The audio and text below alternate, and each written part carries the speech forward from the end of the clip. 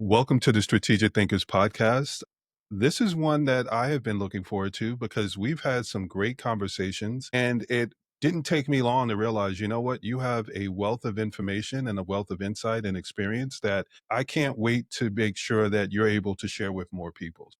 This is a conversation that I think is going to be really great because this is someone that has risk assessment experience. And risk assessment is really one of those things that I look at as when everybody else is chaotic and nervous and trying to figure everything out. This is when a calm, level-headed person is able to come in and just calm everything down and make it make sense. So I want to make sure that I'm able to bring in people that are able to walk people through different phases of their business, and I believe Marianne is going to be someone that can kind of give you an idea of what to do during those moments when things seem like they're just all over the place and you're in survival mode. So, with that, what I'm going to do is I'm going to make this promise. By the end of this episode, you'll understand how to assess your next move strategically instead of reactively. You'll be able to apply the jobs to be done thinking to better understand what people really want and build multiple revenue streams while avoiding the common traps that people get stuck in while in survival mode. So, with that, I'm going to stop with the official part of it and just make it more conversational. Marianne, Sure. welcome.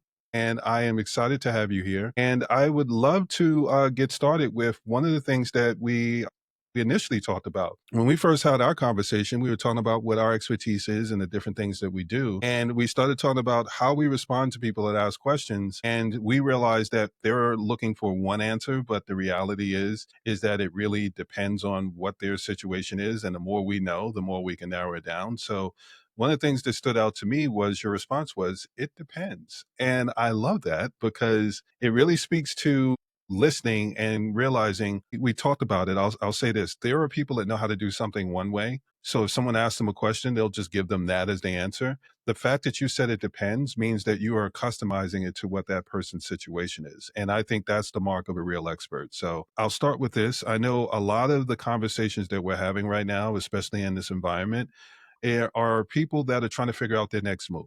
They may be employed and then trying to add an extra revenue stream. They may have been laid off and then they're trying to figure out what they're going to do next. But we're both having these conversations and we're running into people that are a little panicked and trying to figure everything out. So, what I'd like to be able to get from you is what kind of patterns are you seeing in these conversations? Well, Sean, thank you for having me. And wow, that alone could be an 8-hour conversation. So Yes.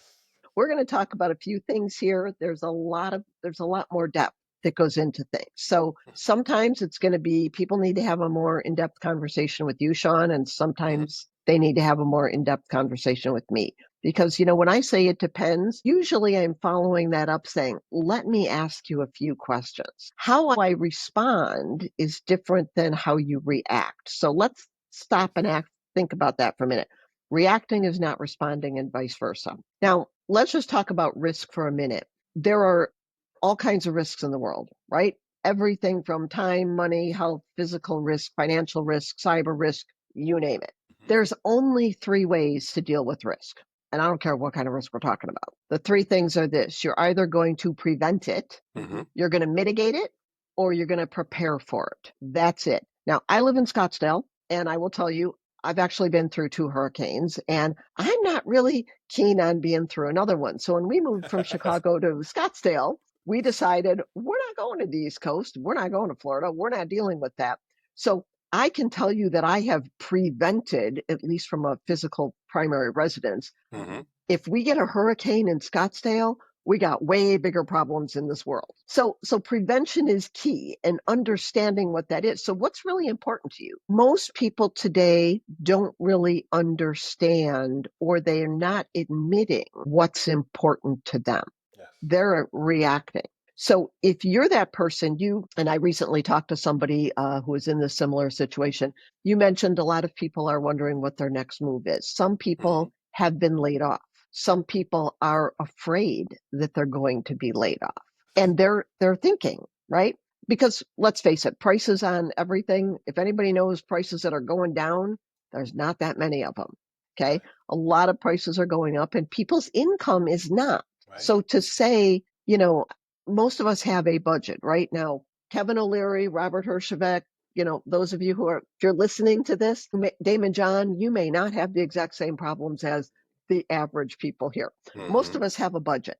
And we know that if we pay more for something over here, something's got to give over here. We either have to pay less or we need to bring in more. Simple to be. So if you're afraid of losing your job, you're in react mode. And Mhm. part of that is, have you done enough preparation? See, those of us who prepare for a living, and Sean, you mentioned my background. I've done risk assessment, like think of it in all ways, shape, or form, whether we're talking financial, physical, cyber, public sector, private sector. I've been part of it all. Okay. When you need to be reacting, you need to be responding, not reacting. Sorry. Yes. Even I make mistakes. Kidding. Quite all But right. if you have a job now, the first thing I would say to you is, what have you done to prepare? Mhm. So could you live for a year? No, I don't mean, really off the high end of the hog, but in an adequate way. Could you live for a year on your savings? If your answer is no, you maybe need to think about, well, how do I boost that up? Now, I saw in the news actually this morning, they talked about the average person is unemployed for more than 27 weeks. Sounds about right. That's a long time, isn't it? Yes. I mean, that's half a year. So if you're prepared for a year, you've got a better way around it. Um, Mhm. what are you doing with your skill sets? There's a lot of people, I know one in particular I was talking to recently. He's making about $150,000 a year, and Mhm. he's pretty sure he's going to get laid off. Okay. His plan is he's looking for another job for 150 to 200,000 a year. That's a great plan, but if I asked all our listeners, how many of you would love to be looking for a job for 150 to 2,000 a year? Many of you are going to raise your hand. Those Right. jobs are not as prevalent as they used to be. So are you upgrading your skills? Mhm. Are you thinking about a different industry? Are you thinking about a different job? Right. And you mentioned earlier, a lot of people are looking for side hustles. That's even a whole nother conversation because a side hustle can be everything from sitting in front of the TV, writing letters to a casino for $5 each that you're going to send off, Mhm. to driving for Instacart or Uber, to selling products, to opening up a plumbing repair. Yes. Yeah. They all have different skill sets. They all have different issues. So respond, don't react. Mhm. And I talked for a long time there, and you probably have another question because I went No, off no, on my you're tangent. good. Because I'm listening to what you're saying, and then I'm also processing it at the same time because you've talked about taking preventative measures, you've talked about responding, and you've talked about reacting. One of the things that I tend to tell people that are early stage or trying to figure out what they're doing, my thing is there are two main pathways when you start your business. There's preventative measures and there's reactionary solutions. If it's preventative measures, then you're trying to get out ahead of whatever's going on. And you're saying, before you have this challenge, before you have this problem, before you have this struggle, I can be a solution to help you mitigate those risks. I can be the solution to help you avoid that. So I love that you went into it because we never discussed that part, but it's just validation of this is the type of things that I look at. And it's nice to be able to hear it from someone else because the reactionary solutions are really when you're talking about, okay, it's happened, now what? And that is a different thing than because then you're in a little bit more of a scramble, and that Hmm. requires something where some things require trust, some things just require looking at the results that someone can deliver, and you're really just looking at, okay, I need to be able to figure out what my next move is. And this is a great segue into one of the things that I wanted to be able to talk about with you is survival mode. But there are different types of survival mode, or different, well, there's survival mode, but then there's different stages of it. There are the people Correct. that are just heading into it and they're going, I got to do whatever I can do. And then there are the people that are in it for a little while and they're in it is what it is mode. And then there are the people that realize I've been in this for a little bit too long. How do I figure out how to be able to get out of it? And I think that's one of the great parts about the conversations that we get to have of what's next, because that at that point, people are starting to realize, you know what, it is what it is, but it could also be something else. And that's where you get to have a deeper conversation. You get to ask those follow up questions because when someone is panicked and they're going into something and they haven't really had a chance to think it through, they're probably more open to all kind of reckless things that they just think will be a quick band-aid that will pull them out of it. And one of the conversations we've had is the easy button. So we've talked about there being three types of mindsets, and there are the people that are more seeking things within their comfort zone. There are the people that leap without looking. And then there's that happy medium where they're in that strategic middle where they realize, I know I'm going to have to take some risks. I'm going to have to get out of my comfort zone, but there has to be something where there's somewhat some guardrails that allow me to be able to kind of put myself out there without being completely reckless. And I Yeah. think that's one of the things that you excel at. So I'd love if you could talk about those three different mindsets and how you see it from the conversations and then some of the conversations you're having with them. I apologize for interrupting the episode, but are you spinning your wheels trying to figure out if you should start a business, wondering if you're ready or what you should focus on first? Here's the thing. There are four distinct stages people are in when exploring entrepreneurship, and each stage has its specific action. The problem is most don't know what stage they're in, so they waste time on the wrong activities. I created an assessment that pinpoints exactly where you are and gives you specific next steps. 7 minutes to stop wondering and start moving forward with clarity. Check the link in the description. Now let's get you back to the episode.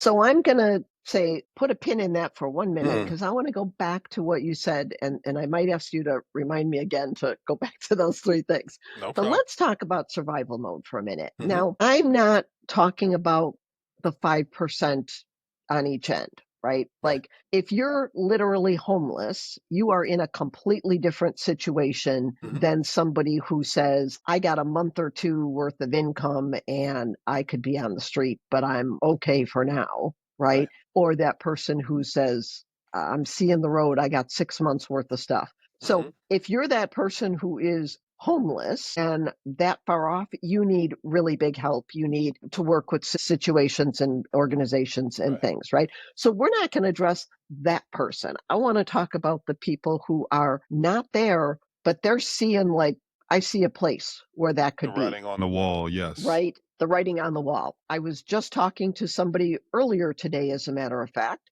who told me she's 2 months behind on her rent. Mm, She's having a problem. She's doing some side gig that's not really what she wants to do, but it's helping her pay her most important bills. mm, So let's talk about that. I fully respect people who say driving for Uber or doing Instacart or something is not what I want to do forever.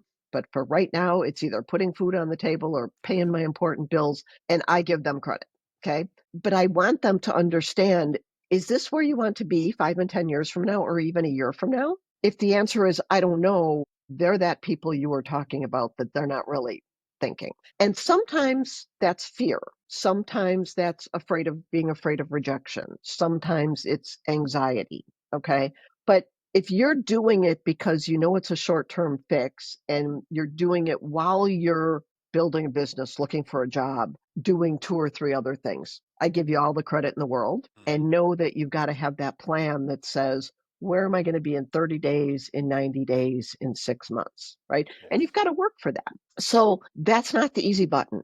Let's just be clear here. Those are people who are really working, and I give them all the credit in the world. Okay. But we, people like you and I, need to work with them to say, where do you want to go? What do you need to do? Now, there's a difference in the answer between where do you want to go and what do you want your life to look like when you say, I'm successful. Absolutely. 2 different things. Do you know that more than 50% of the people that I've talked to don't understand those are not the same thing? Mhm. So, Sean, if you said, love working with numbers, been a bookkeeper in the corporate America forever, and guess what? I'm going to go open a bookkeeper business. I would come back to you and say, great, sounds like you're doing something that you're good at. Mhm. What do you want your life to look like a year from now, 5 years from now? When you say, I got a successful bookkeeper business, you didn't understand my question.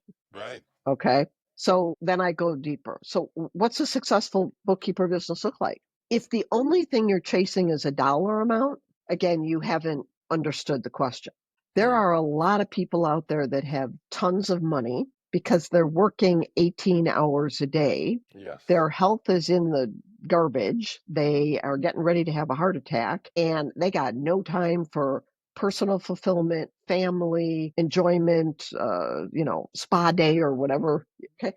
They Mhm. have none of that because they're working 18 hours a day, so they got a successful business. Now, if that's what somebody wants and to them that's success, far be it from me to say anything about that.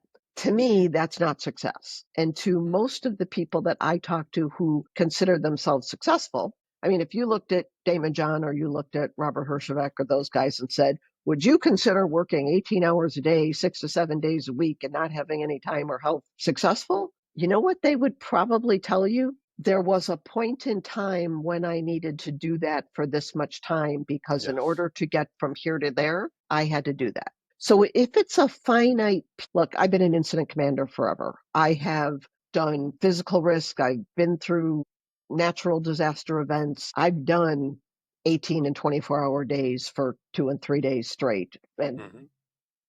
completely worn out and ready to like pass out. Okay. It's a finite period of time. Yes. I can do anything for 24 hours, even stay up and run an incident. Okay. Even 48 if I have to.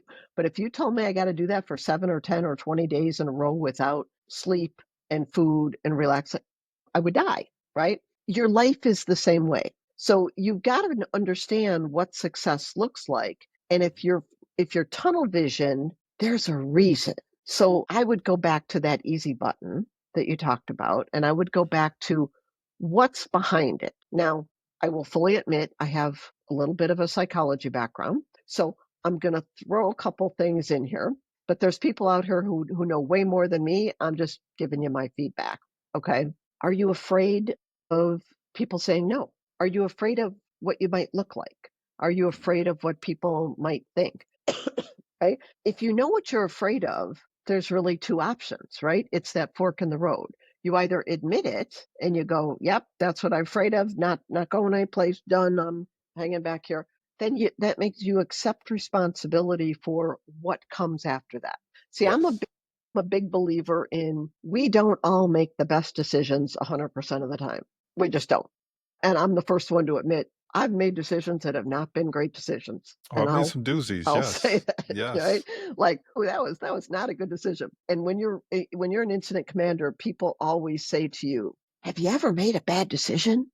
And I go, "Yes." Here's the difference. I go, "Why did I make the bad decision? Lack of information, wrong information." People get into jobs these days. Sometimes they did it with the hope because they thought they didn't have any other option. Right. The sense of Sometimes urgency. Yeah. they go, all right, and then they get there and they go, wow, if I would have known blah, blah, blah, blah, blah, blah, Hmm. blah, I would have made a different decision. And so sometimes we make decisions because we don't have the right information. And in most of the cases, I will tell you, especially as it's related to risk or incidents or stuff, I've made a bad decision because I didn't have all the information or the information changed. I was told one thing and that's not what happened. So new information comes in, hmm, got a better chance of doing Hmm. this, right? This is going to work. Okay. Guys, hang on, change of plan, stop, pivot. This is what we're doing, new information. Okay. That goes along with, I mean, there are people who have bad marriages that are where there's abuse or there's bad things going on. Yeah. Nobody goes into a relationship going, "Oh, I'm I'm no." volunteering for it. Yes. Stuff happens, right? But then you pivot. So whether it's your job, whether it's your family situation, whether it's a new skill that you're learning. I remember when I thought archery was a great skill I was going to learn. And after a couple of lessons, I decided I'm not really the archery kind of a gal. Okay. So there's nothing wrong with changing your mind. Yeah. There's nothing wrong with saying either I tried something or I have new information to do it. What's worse is when you stay in a situation, if you've all heard that old saying about if you get on the wrong train, Hmm. the best thing you can do is get off that train before it gets to the end of the line. Okay. Absolutely. We have to do the same thing here. So asking good questions is really important. Most people don't ask the right questions, many times because they just weren't trained to do it. Hmm. Sometimes people have told me, thought about asking that, but I thought it wasn't polite Hmm. or I thought the person would get mad at me. If it wasn't polite, I'd be like, okay, sorry. I mean, or if they get mad at me, didn't mean to get mad, but now I'm saying, so Sean, why are you mad at me for asking that question?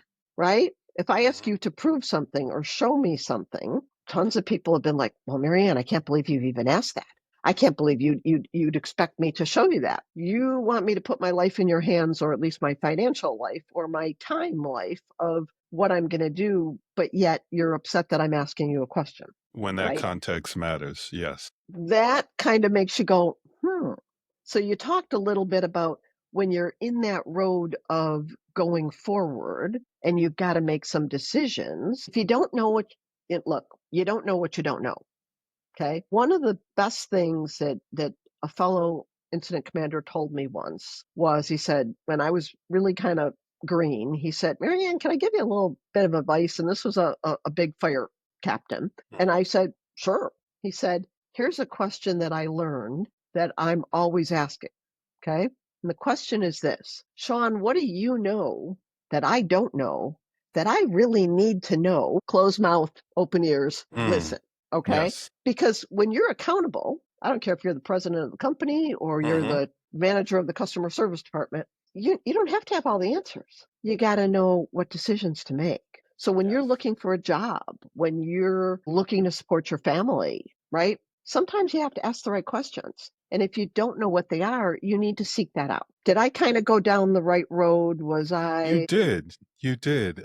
You in didn't you there? didn't veer off at all because what you answered in a way was the follow-up question to the original question. So it was perfect. I think one of the things that you've explained is the importance of context and also understanding the surrounding circumstances. So let's just go back a little bit into what you covered. For those people that have, and this is where I'll add in this word urgency. Like if you're already in a situation and it's bad and you need to figure out how, it is what it is. Like I'm here now, I'm in debt, I'm getting ready to be homeless. You have to do what you have to do. Like Yep. nobody's going to fault you for doing what you have to do in those Mm-mm. situations. That's No. not who we're talking about. If you have a certain level of runway where you see something coming, and it goes back to the writing being on the wall, then there's a level of accountability because you saw signs and you just chose to ignore them. So indecision is a decision. And that's Hmm. one of the things where we'll have those conversations to say, okay, well, did you ask about this? Did you check and see? Because I can tell you, I know there's been times where I worked at jobs and I started seeing people get laid off. And my follow-up question was, is this something I need to be able to worry about? Well, no, no, that's that department. And I'm like, okay, but what happens when it's this department? Or what are you basing that on? Because if you're saying, well, they're Hmm. expendable, why? And if you ask the follow-up questions, sometimes what you realize is because we can't afford to lose the executives. So we start looking at the middle management and everybody below that to be able to make sure that we can hold on to those people. And then Right. that's when I have to start to evaluate and go, okay, well, I know what I'm bringing to the table. I want to know what that executive that fighting so hard to be able to hold on to, that's making that salary, that's covering three different people's But Sean, you salary just is doing. brought up a really good point, and you said, I know what I'm bringing to the table. Do you know what you're bringing to the table? So if you're that person, right? And if your answer is they show up, Yeah. might not be the Yeah. best answer. What Yeah. value are you actually bringing? Because sometimes, and I really hate to say this, but it's true. There are people that I know in corporate jobs Hmm. who believe they're bringing value, but when you say, tell me the Absolutely. value, they couldn't live without me and I'm going to retire in 2 years. So as Hmm. long as I keep showing up, I'm providing value. Yes. In today's world, many times that's not enough. You have to be providing value. Or, in my mind, when we start talking about preparation, right? Hmm. So, when we talked about risk, I talked about preventing, Hmm. mitigating, and Yes. preparing. Okay. If the writing might be on the wall, or if you're 50 and you're thinking, what happens if I get let go? How am I going to survive till I'm 65 and go on Social Security? And here in the US, I know we have got some listeners probably from Canada and Mm, other countries. Here in the US, could you retire at 65 or, get medical, well, you get social, you can get Medicare. I don't know if you can get Social mhm. Security now. I think they actually changed that to 67. It's gone up. Yeah. People are Yeah, working longer even now. for my age, and I won't tell you how I am, but I'm over 60.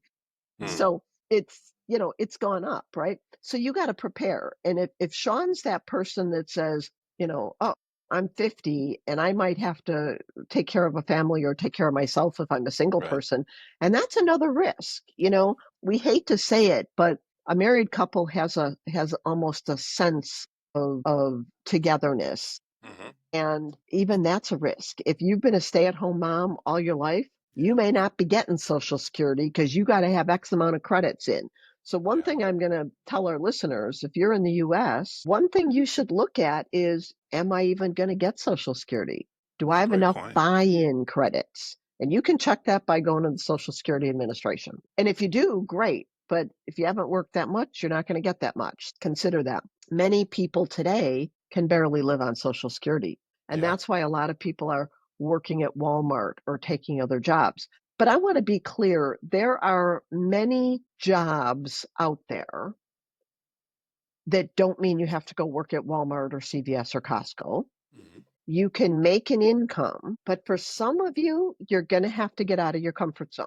And the truth is, that's the preparing for the risk, right? Yes. If you wait till you're either let go or you're going, well, now what am I going to do? Well, let me start preparing. What if it takes you a couple of years to build up those skills? What are you going to do in the meantime?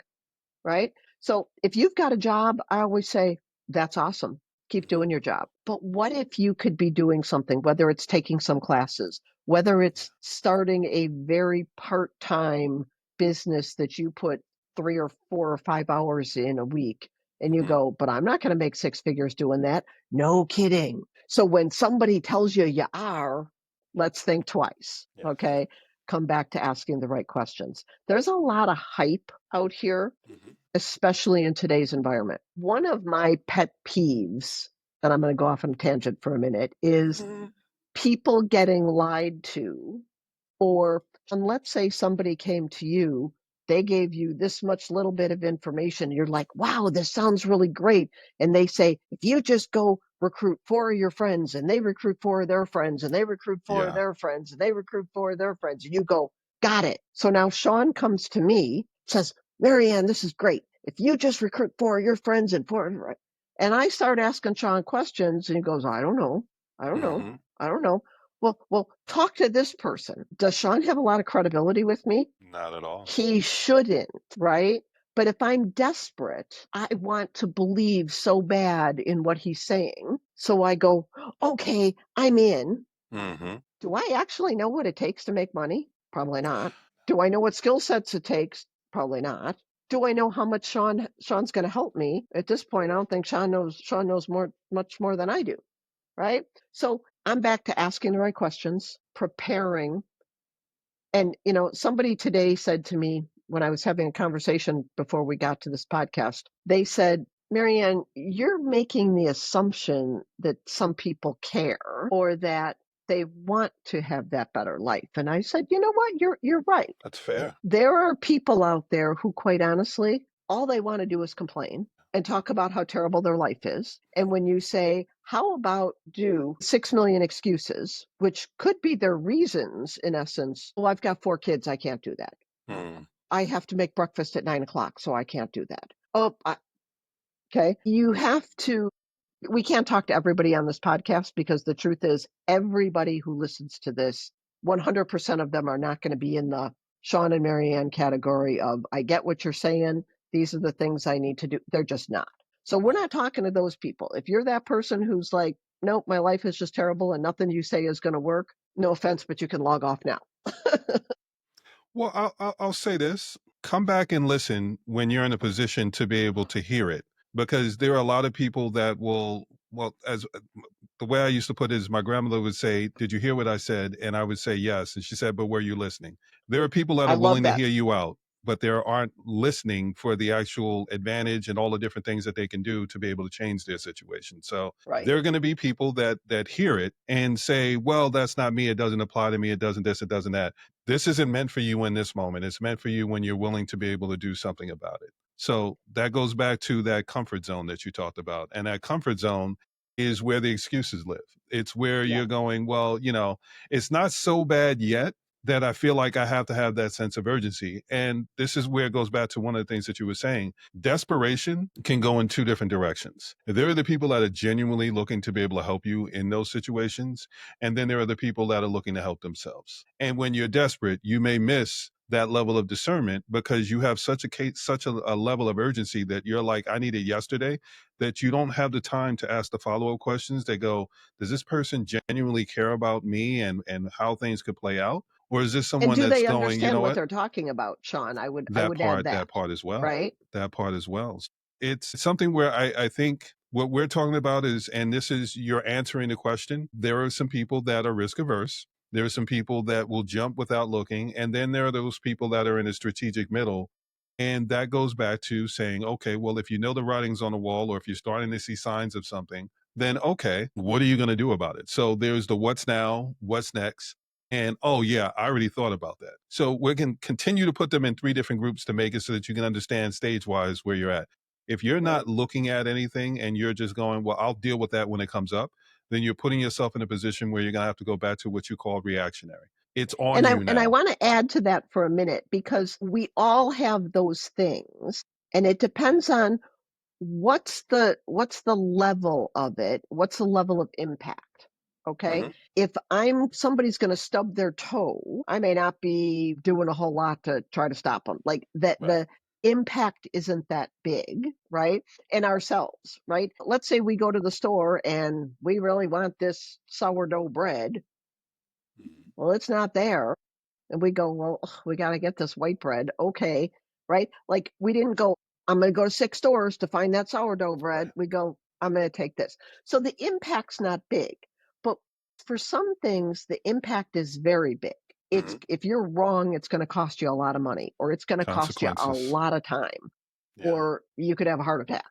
Right. So understanding the impact of your decisions, we all have things in our life that we go, I'll deal with that if it happens. Hmm. Okay. We we all have car insurance, hopefully. Most of us have car insurance. It doesn't stop us from driving our car down the road. We go, look, is it could we possibly get in a car accident? The answer is yes. We still drive down the road, but we do it cautiously. We follow the speed limit, follow the rules of the road. We keep our eyes open, Hmm. right? That's what we're talking about here when it comes to jobs, career, money, investments, like whatever pieces that you're looking at. Sorry, I interrupted. I just thought No, I'd no, throw no. that in. You actually gave the segue into one of my questions, which was, how does someone's financial situation affect which type that they end up becoming? And you just spoke to that because the impact, the consequences, all the surrounding factors go into someone being able to make that decision and what level of discernment that they have. So you're not going off script. You're actually staying on script, and And I'm not you're even leading reading into these anything. things. You know, this is what the talent level comes in. This is where expertise comes in because once we talk about something, something comes to mind. And this is where I said, I love that you say it depends because you're thinking it through in real time. And this is how we want people to be able to understand. Like when you hear something, you go, okay, that just made me think of two other things. And those two other things are follow up questions to the original thing that we're talking about. And those two other things provide context that allow you to be able to make better decisions. So I think it's necessary to be able to do that. Now, I will segue into talking about the jobs to be done framework. Like we had a conversation, and I said, based on everything that we're talking about, oh, I think there's a framework that I think that you would love because you're already doing it. This just packages it up in a way that makes it so that it's just like, okay, it just makes sense. So you've So been here's diving into the something job. let me say this about that. My friend Susan always says, let me say this about that. So Susan, when you're listening to this, I There you stole go. your little words there. The only think about this for a minute. Mhm. Everybody's out to make money somehow, right? Most of us can't live without bringing in an income from someplace, right? We have jobs. People spend money, whether they're buying a car, buying groceries, buying coaching services, Mhm. having a website developed because they have a need. I don't know many of us that go, got 5,000 burning a hole in my pocket. Think I'll just go buy this. Okay. We don't. Now, we might philanthropically say, you know what? I want to give to this charity or this church or something. So I'm going to Mhm. take my money and give it. Completely different thing, right? We've made a decision to take some of our good fortune and give it to somebody. But if you're in business and every business has clients or customers, right? Patients, clients, or customers. You better be fixing a problem that they have if you expect them to pay you. If your car is running fine, you don't go, think I'm just going to take it to the auto mechanic and see if he can charge me $1,000 to see if he can find something wrong with the car. You just don't do that. When your car breaks, what do? I need brakes or I need tires or I got a transmission problem. I'm going to go find somebody to fix it. Mm. So we need to know what is the problem we're solving on there. And I hate when people say, and I'll just give an example, we've got the best skincare ever. And if you use our skincare, you're just going to be great. Tell me what problem that solved. Like you can Yeah. imply a problem, Yes. but they didn't say the problem. If I own the tire shop and I say, you need new tires, we'll have them on and off your car in an hour. And, 90% chance we got them in stock. Well, I was worried, how much are they gonna be? How long is it gonna Mm. take, right? That's the problem we're solving. So when you're thinking of being an entrepreneur or going in and doing a job or starting a business, because a lot of people today, do you know there's more, I don't know, there's hundreds of thousands of people, and I should have looked that number up and shame on me, I didn't, but that started a business in the last 5 years. Now, many of Yeah. them were let go. Some of them, if they had an in-person business, they were like, I got to pivot. My in-person business is falling apart. How do I pivot it? Right? If you were a yoga teacher, maybe now you're doing yoga online. Hmm. Okay. But you've got to understand what you can do. But most of these people haven't been in business that long. I know somebody who was a bookkeeper who decided to do websites. She's Hmm. now a website designer. So let's think about how much confidence we have. Let's think about what the track was. If somebody was a realtor and now they're a life coach, don't you ask, where's your expertise? What gives you the right to sell me your services? Because how much trust do I have?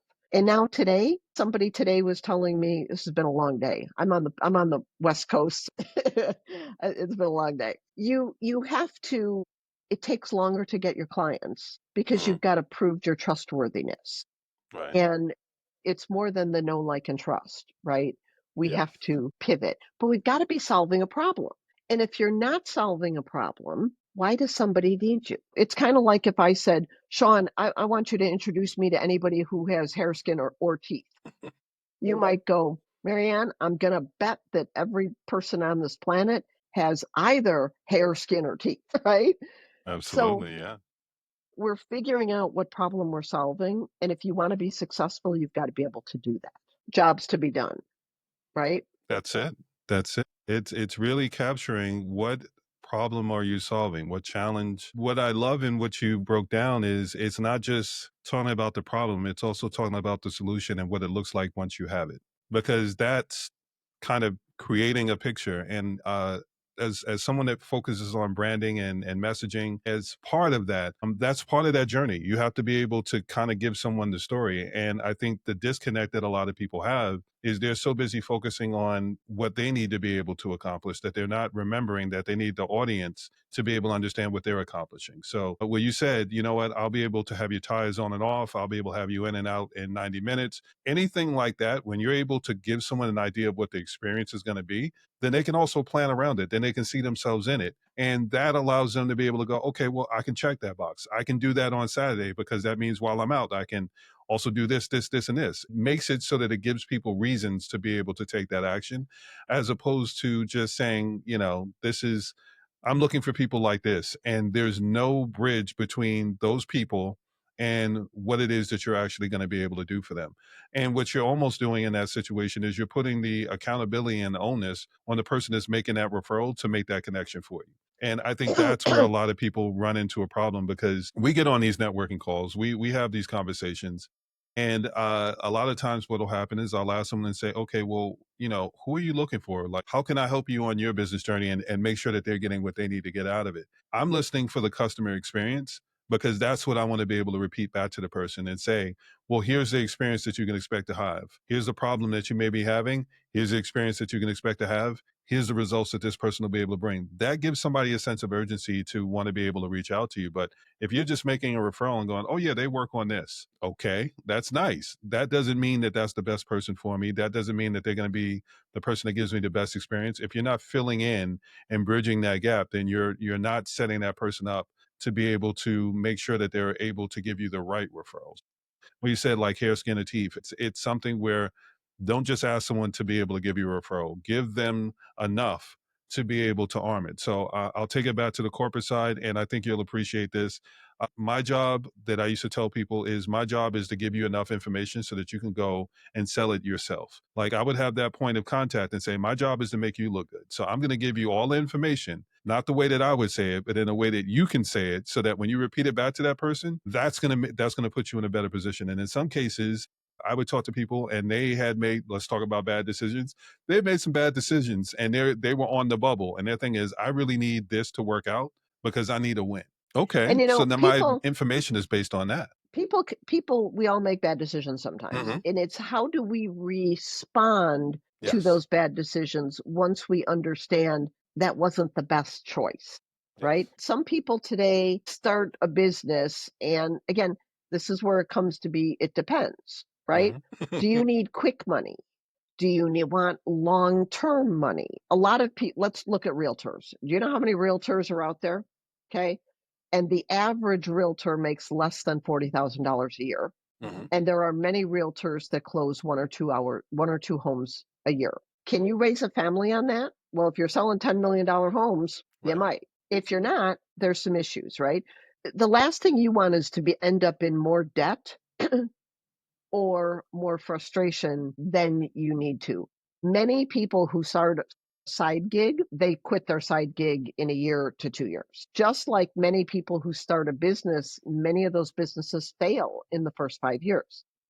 Yeah. So if Have. you're that person who's looking for a side hustle, one of the things that I talked about earlier was asking the right questions. So I have a site, it's called knowyoursidehustle.com, and I have a free resource that people can get with some of the best questions, the 5 most critical questions to ask. Hmm. If you're afraid to ask a question, even to yourself about the side gig, or you say, I don't know the answer to that, that's a problem. You should maybe not be thinking of signing on the dotted line or doing whatever you need to do at that point until you have the right answers Hmm. for things. We all want people to end up in better situations than they are. And right now, a lot of people aren't. And people only have so much money and people are worried and stressed. And I don't care what political party you're with, you may not even be in the United States. From what I understand, a lot of the world is stressed and is wondering where their economies are going and how much better financial shape they're going to be in the next year or 2 or 3, right? And what can they do to take that to the next level? So we're trying to talk to people, I believe, and you said timing's everything, but Hmm. right now, the people who hear this, who say, Marianne, I get what you're saying. I want my family to be in a better financial situation. Now's the time to start asking questions, looking around, doing some evaluation on options and where you sit, right? And where you're going to go and play the what if game. What if this happens? What's my plan? Right? We talk about muscle memory. Anybody here ever been to a gym? Hmm. Anybody ever ran a race, right? There's muscle memory that the more you do things, the more easier it is. Police and fire are a perfect example of this. They practice and they practice and they Hmm. practice and they practice, right? Because when that person runs in front of them, it's not a wait, which hip is my gun on? Okay, Right. how hold do I hold? It's got to be muscle memory. For many of us, there's things in our life that we can do for muscle memory. Some of it may be towards branding and marketing, Sean. Some of it is, do I brush my teeth each day or take a shower? Right? Right. So knowing you got to think about who am I and who do I want to be a year from now? What do I want my life to look like? Thoughts on that? Yeah. Yeah, no, I think understanding your definition of success is important because we're in an era where everyone has an opinion and everyone's sharing what they believe their expertise is. But the reality is, what they're sharing is their path and their opinion on how it worked out for them, but they're not necessarily telling you how it can work out for you. So I am all for the what if and making sure that you're thinking through those scenarios because one of the main things to be able to think about is the creation of habits. Mhm. In order to be able to properly get rid of a bad habit, you have to be able to replace it with a good habit. So Absolutely. if you plan for, okay, well, I've got a bad habit of saying I'm going to put this off until later, I'll think about it later. If you replace that with a what if, then you won't have to sit there and jump through the hoops. You won't have the urgency. You won't have all of the extra things. Which you can start to practice is discernment. Okay, well, what happens if this Absolutely. happens? Who would I want to be able to listen to? Well, I'm listening to this guy, and he's been saying the same thing for 6 months. He hasn't changed his tune at all. There's been no adjustments. I'm looking at this person, and they said, well, this is what I did here, and here's what I did here, and here's what I did Mm. there. That might be somebody that you would want to be able to listen to because it sounds like they're making adjustments along the way. And if they're talking about things in a way that you want to be able to learn, isn't it better to have already identified that person before you need them? So then this way it's not one of those things of how do I find the right people? You're starting to gather that information and insights. You're starting to kind of map things out as far as the way that you would want them. And that's a mind shift. That's a mindset shift of being able to make sure that you're replacing those bad habits that could really cause you problems and put you in that survival mode. And it's allowing you to be able to start thinking about the things that you can do. And that is being proactive. And that's doing the preventative measures. That's being able to have a response if someone asks you, what does next year look like? What does 2 years look like? What do 3 years look like? I know I've had conversations with some really smart people that normally think a lot of things out. And we've had conversations about, well, where do you see things in the next 5 to 10 years? And their thing is because of all of the things that are going on right now, I'm not as confident answering that question as I used to be. Now, there are some people that'll answer that and they'll say that. And then the next time I talk to them, they haven't given it another thought. And then there are other people that I talk to, and I'm like, okay, well, I know where we left off with that conversation.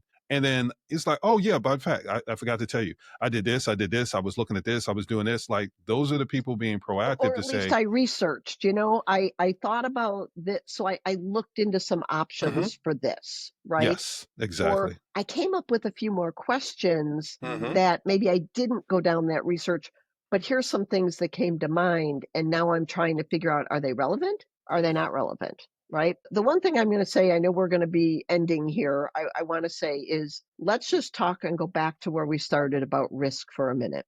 Hmm. Okay. There are some people that are so afraid they're never going to risk stuff. Now, I would say to myself, if you say, Marianne, are you risk adverse? I actually have a shirt that says risk adverse. And it doesn't mean I don't take risks.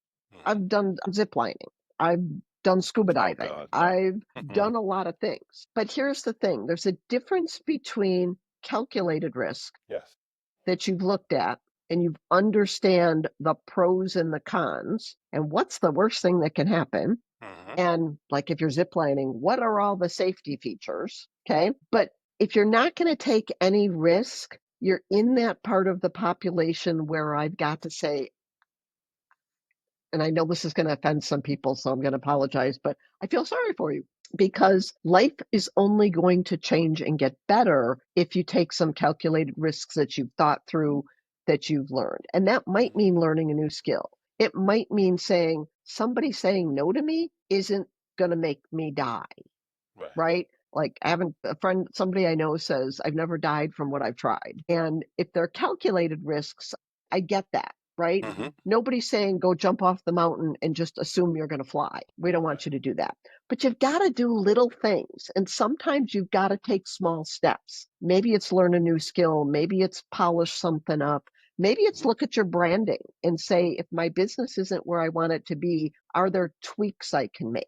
Yes. Right? If somebody is when I started a side hustle years ago, I was working 50 to 60 hours a week. Hmm. And when somebody said to me, how are you spending 4 or 5 hours a week doing something else? My answer was, because I know there's got to be a better way. And I'm not going to do this forever until I die and be with that stress. And sometimes you have to get through stress and Hmm. anxiety to get through the door on the other side. I would never suggest when somebody is in the midst of this, they start trying to teach other people how to do it. That's not where we go, right? At that point, you're worried about yourself. You've got to deal with stuff. Mm, But those of us, and Sean, I believe I can probably say that you can relate to this. mm, There are those of us who have gone through things in our life where at a time we thought, ugh, am I going to get through this? How is this going to be? Am I going to be, I've said the words, am I going to be homeless in mm, 6 months? Right. And I've done stuff to get through to the other side. mm, And on the other side, I went, wow, okay, you know what? That truthfully wasn't as bad as I thought it was going to be. right. And here's how I'm better for it. So I work with those people. I want to know those people. I want to talk to the people who go, Marianne, I get it. I was someplace and I got through stuff and I'm stronger and better and I want to help people. And I think everybody who wants help and who has an open mind should be able to work with, talk to, network with, meet Mm, with people who have integrity and who yeah, truly want the best for them. Now, just be clear, that doesn't mean that I don't get anything out of it. It doesn't mean you don't get out of it. Doesn't mean that when you help somebody grow their business, you don't get a paycheck for doing a service, mhm. right? We get paid for things. Let's just deal with it. We get paid. We're not all doing It's not philanthropic fully everything. magnanimous, you're right. Right? But that doesn't mean that we don't want what's best for them. Mm, It means we want to take them along with us and we want to see them succeed. So, in closing, I'm going to say to people work with people who truly want you to succeed. Please ask questions. If you can't get the answers to your questions and you're still feeling uncomfortable, don't go along with that person. Okay. Don't just trust that the magic wand, and I have a magic wand up here. You'll see. You can't see it in the thing. I have a little magic wand. Don't think the magic wand is always going to happen and it's just going to be miraculous. You've got to be responsible. You've got to be accountable. You've got to ask the right questions. But there are many of us out here who are there to help you. And just to be clear, no, I'm not a coach and I'm not asking you to pay me for coaching services. uh, And Sean, I'll turn it over to you. no, no, you're good. I'm going to bring it back a little bit because I know we are coming up on the close, but whenever I have someone on and we talk about multiple things that could be done, I always try to bring it back to if they don't do anything else, what's one thing that they can do? Because that one thing is the thing that allows people to start to take action. And if you use that as a starting point, a baby step is still progress. It still allows you to start to build up the momentum. Before I ask that, I think one of the things that you spoke to is really important. One, you can't work with people that you want it more than they want it because that's a problem. And there are some people that I realize that if they're offended by you saying you feel sorry for them, let's be honest, there are people that want people to feel sorry for them. And that's why they keep True. themselves in that position. So I don't Hmm. feel sorry for them. I have empathy, but I do not feel sorry for them because in that situation, if you've known for a while that this is something that's coming up and that you should do something about it and you just chose not to do something about it, then you're waiting for someone to arrive with a cape. And that's where it goes back to there are some people that genuinely care and want to see you get out of that situation. And then there are the people that are more than happy to be able to help themselves because they realize you put yourself in that situation. And if you're not at Right. the point of being able to accept accountability, then those are the people that are going to recognize that. And there's the group of people that I say I had to try. Like they will check to see if you're paying attention. And if you're not paying attention, they will fleece you. So put yourself in a position where you're asking the what if questions, you're starting to do that preparation so that you can see those people coming because you started to ask the right questions, you have some of the good follow-up questions to be able to ask because when you ask those people follow-up questions, they can't answer them. When you have someone that generally cares about what you're doing, they can answer them because they're invested in what you're doing as much as you are. And they know, right? You and I both sat here without a script, Hmm. right? And we were able to answer this. If somebody can't, there's nothing wrong with going and finding out an answer, but when it's every question, it's Yeah. somebody else needs to answer and you're asking someone to trust you Yeah. and let you lead them, that doesn't work out, right? And let me talk about you said the one thing people can do. Hmm. Remember that I don't, even if you're a prisoner of war, because they've talked about John McCain with this, the one thing you always have control over is your mind. Hmm. Okay. And your mind cannot always change your physical circumstances. Think about if you were a prisoner of war, like your mind's not going to make you magically fly away. Okay. But understanding just because this is where I am today Mhm. does not mean this is where I have to be tomorrow or where I will be a year from now. Absolutely. It means you can make choices. But the other thing I want to say really quick is about your subconscious mind. Mhm. Please understand, folks, that your mind, your subconscious mind, it's meant to keep you safe. Yes. So it says, "Well, this is scary. Sean, Mhm. you might not want to do that. This is really scary. You know, it'd be easier to just sit in your chair. Sean, you don't need to do podcasts because you're going to open your mouth and somebody might think you're foolish. So just sit in your chair and don't do anything." Right. Okay. That's what your mind tells you. And it's okay to say, "Thank you, mind. I got this. The saber-toothed tiger is not out there anymore. Mhm. I don't have zero food where I'm going to starve in the next hour," right? We have to take control of that. And sometimes fear is healthy. Your It is. mind wants to keep you where you are. But what happens to us as people? We're always looking to transform and be better. Most of us Mhm. are. So if we want to be better, change has to happen. And sometimes that means we have to get over a fear and understanding, is it a story or is it a fact? Because if I said, "Sean, you're a great podcaster."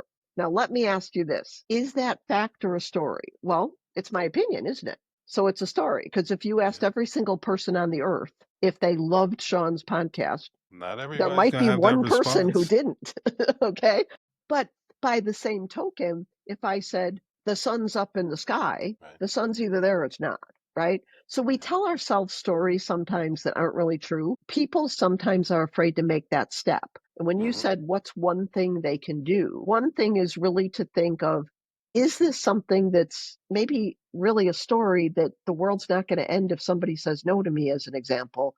And maybe I can grow and change and I can have a better life. I can have more time, more health, more money, better relationships, whatever it is. Think through that. Everybody's not going to make the same decision and it's going to be timing, right?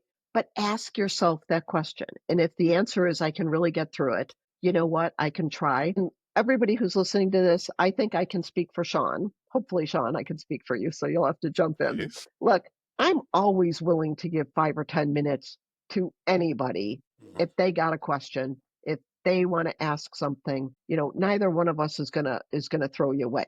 Doesn't mean I'm gonna spend 8 hours trying to change your life, especially for free. But if you've got a question, if you want to meet with us, if you're wondering if something's reasonable, or you're like, what do you really do? How do I work with you? How does Sean make my life better? Reach out to us. I know I'm always willing to give somebody a little bit of time to figure out if it's a good fit or not. And everybody gets 5 minutes to whine, even me. So sometimes and I said to Sean previously when we talked, I'm like, I need 5 minutes to vent. And I went, okay, everybody gets 5 minutes to vent. You don't Absolutely. get 8 hours or 5 days or 8 or a year. Okay. So sometimes you're going to have to get something out for one of us to be able to help you, and we can give you some suggestions.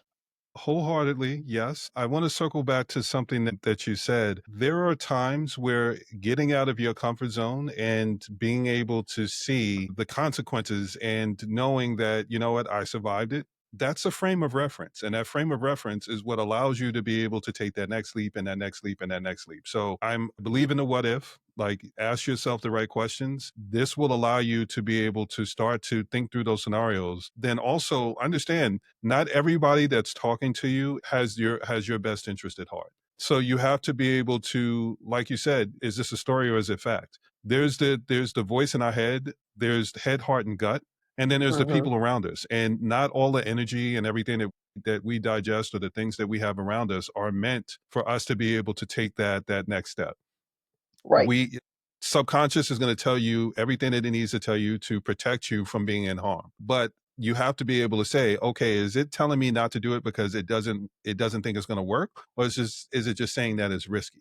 And that's why I want to go back to you talking about calculated risk, because calculated Hmm. risk means that you thought it through and you understand what the consequences are. And when you weigh the consequences of taking this risk versus staying where you're at, sometimes taking that risk is has way more upside than staying exactly where you're at. And that is Exactly. where you have to think those things through. And that's the what if that I believe you're really talking about. So with that, I want to circle back and I'm not even going to touch your one thing because I think you covered it so well. What I will say is let's tell people where they can find you and where they can learn more about you. Now, I know that you have a focus on LinkedIn, so that's one of the best places to be able to find you. And I then you do. have Everybody can find me on knowyoursidehustle.com. LinkedIn. It's all public. If you search Marianne Guinee, which you'll see my name down when Mhm. Sean has when you're looking at the stuff, you'll find me. Knowyoursidehustle.com is a website I have out there as well, and you'll see me on there, so you'll know it's me. If you want more information and a free resource to help you start evaluating some things, if you'd like to schedule a networking meeting with me, that's the best place to go, and you'll find some information there as well. Okay, and as promised, it is my job to make sure that we tell people all the things that you have coming up. You have an anthology, or you're going to be part of an anthology? I do, and thank you for reminding me of that because it completely went out of Yes. my head.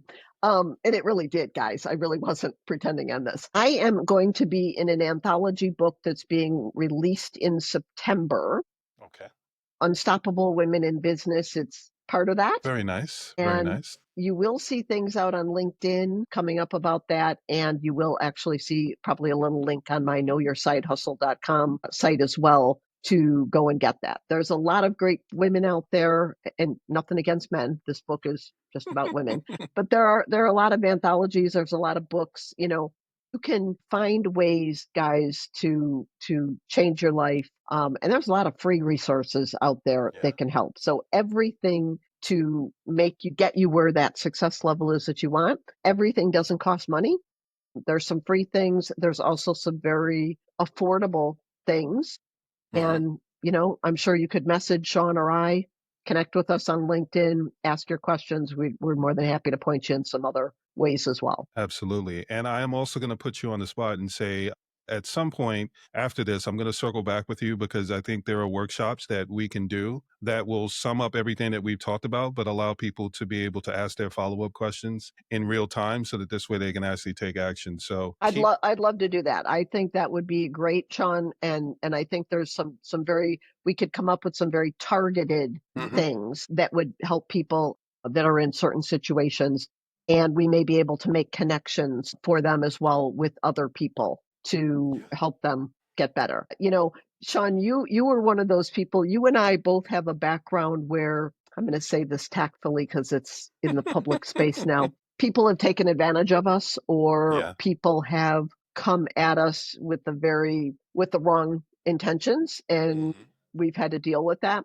So when Sean and I first met, we met by pure accident on a This is networking true. platform because he had replied something and I was like, hold on, like, and we didn't know each other. So we connected up and said, let's have a Zoom. And you know what? I will tell you, interestingly, Sean, I think of Sean, I love you like a brother, just so you know. We've spent I several appreciate hours it. together. And I think of Sean as like my brother from another mother or father, however you Mhm. depend on it.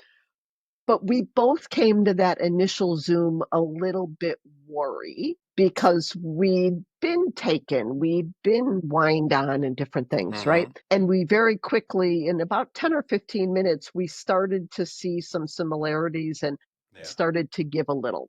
So the last thing I would say is don't necessarily just meet somebody and in 30 seconds go, they got my best interest at heart. They're doing great. Right.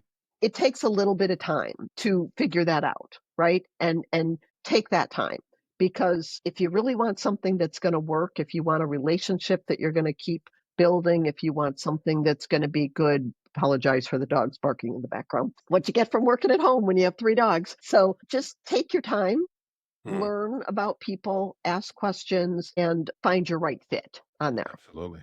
Absolutely. Okay?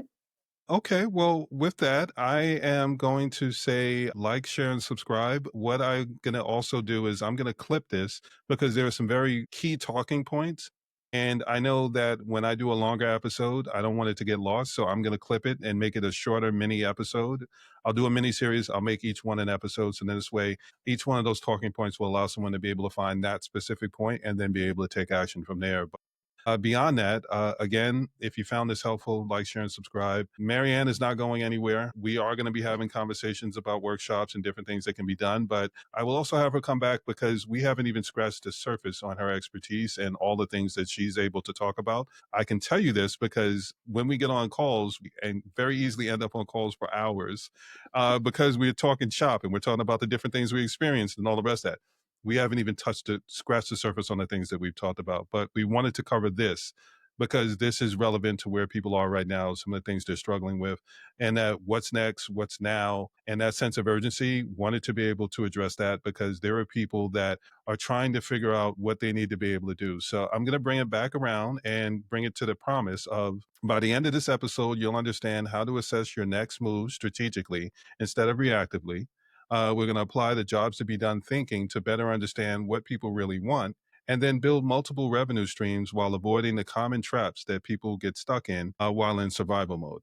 I think we've covered those things. And if we didn't and you have follow up questions, just feel free to drop Comment below. something in the comments. Yes. And I will make sure that we're able to follow up and get you those answers. This should give you a good starting point, and that's the real thing. And like I said, for those where it doesn't really feel like it applies to you now, come back and listen to it later. Here's one of the best parts about it. It's going to be relevant at some point, depending on what your situation is and your circumstances. So it doesn't Remember, have to be it's for not right an now. if, it's a when.